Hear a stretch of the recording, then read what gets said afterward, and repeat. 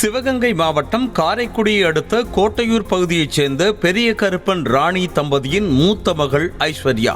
15 வயதான இவர் அமராவதி புதூரில் உள்ள சாரதா நிகேதன் மெட்ரிக் மேல்நிலைப்பள்ளி விடுதியில் தங்கி 9ஆம் வகுப்பு படித்து வந்தார்.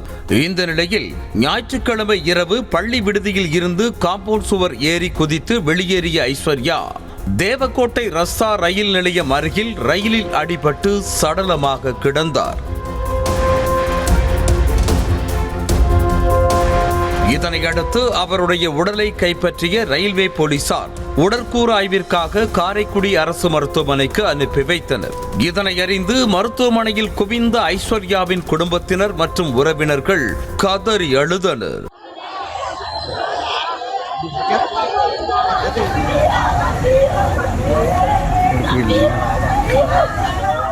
இந்த சம்பவம் தொடர்பாக வழக்கு பதிவு செய்த சோமநாதபுரம் காவல் நிலைய போலீசார் பெற்றோரிடம் நடத்திய விசாரணையில் பல தகவல்கள் வெளியாகியுள்ளன. ஐஸ்வர்யா கடந்த ஆண்டு 9ஆம் வகுப்பு வேறொரு பள்ளியில் படித்தபோது சரியாக படிக்காமல் தோல்வி அடைந்ததால் விடுதியுடன் கூடிய அமராவதி புதூரில் உள்ள சாரதா நிகேதன் மெட்ரிக் மேல்நிலை பள்ளியில் சேர்த்ததாக கூறியுள்ளனர். மேலும் சனி ஞாயிறு பள்ளி விடுமுறை என்பதால் விடுதியில் இருந்து வீட்டிற்கு சென்ற ஐஸ்வர்யா படிக்காமல் செல்போனில் அதிக நேரம் செலவிட்டதாகவும் இதனால் ஆத்திரமடைந்த பெற்றோர் நன்றாக படிக்க வேண்டும் என கண்டித்ததாகவும் சொல்லப்படுகிறது.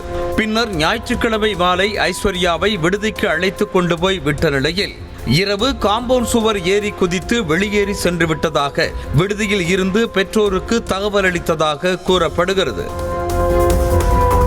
இதனையடுத்து விடுதி நிர்வாகத்தினர் மற்றும் மாணவியின் பெற்றோர் இரவு முழுவதும் அந்த பகுதியில் மாணவியை தேடிய நிலையில் தேவகோட்டை ரஸ்தா ரயில் நிலையம் அருகே சடலமாக மீட்கப்பட்டார்.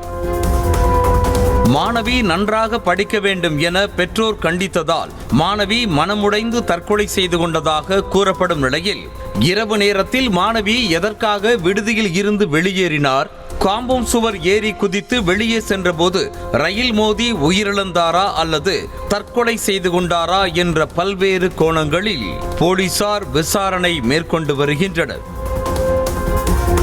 விடுதி அறையில் இருந்து மாணவி வெளியேறி காம்பவுண்ட் சுவர் ஏறி குதித்து வெளியே சென்றார் என்றால் சாரதா நிகேதன் மெட்ரிக் மேல்நிலைப் பள்ளியில் மாணாக்கர்களின் பாதுகாப்பு மற்றும் கண்காணிப்பு என்ன என்ற கேள்வியும் எழுந்துள்ளது.